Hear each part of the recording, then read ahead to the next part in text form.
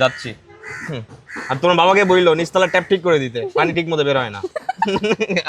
আমার রাইজ জায়গা কি সুন্দর একটা ফটো ছিল। নাও নাও নাও নাও আমি এটা কথা মনে ভাবি আইছি বলছে নাও, সামনে আসো। বলে চলে যাবো চোখে দাঁড়ায় থাকবা ভেবে দেখাই অবশ্যই দাঁড়াও দাও। শুনো কিছুক্ষণ ফ্যানের মধ্যে দাঁড়ায় থাকবা চলে যাবো না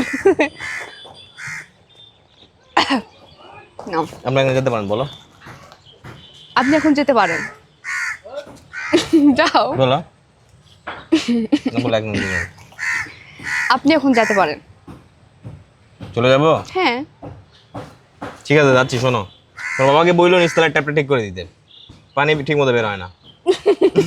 কি হলো ভাই জগান ভাই?